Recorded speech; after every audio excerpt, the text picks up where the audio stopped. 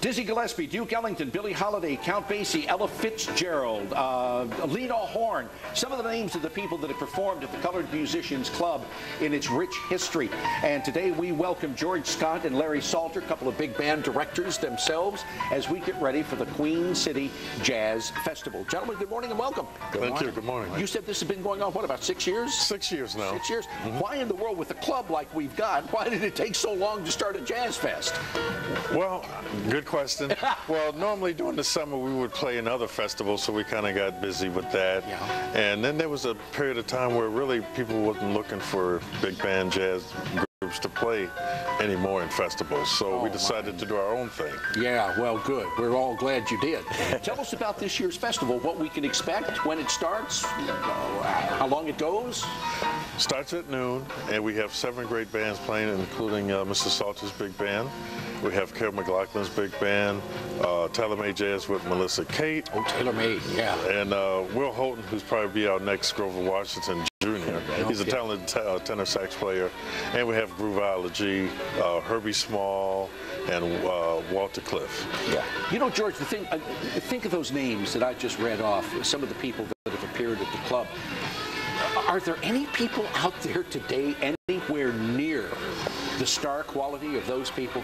Well, or was that a whole different era that's gone now? Well, yes and no. I mean, some of the musicians, particularly some of the elder guys, were just as good, if not better, than the national guys that you love and know. Yeah. But these guys were more family guys. So when they came to Buffalo, they liked the town.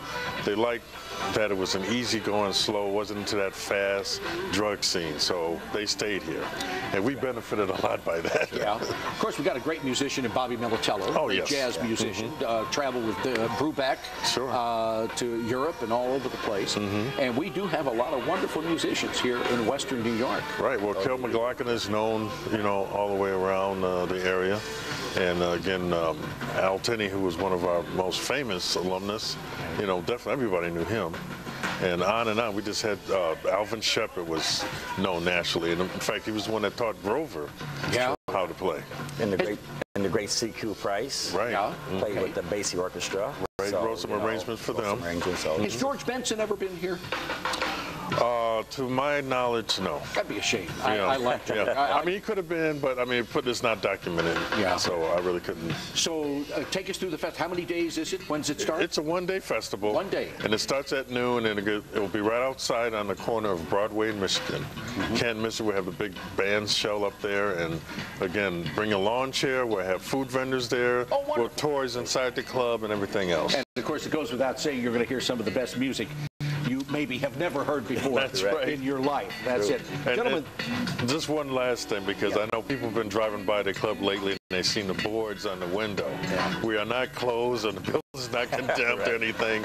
We're just right now, we're doing a restoration as we're getting the building fixed up for our new museum and stuff. All right, George, Larry, thank you very much. Take a look at the screen there, folks, on how to take advantage of the 6th Annual Queen City Jazz Festival.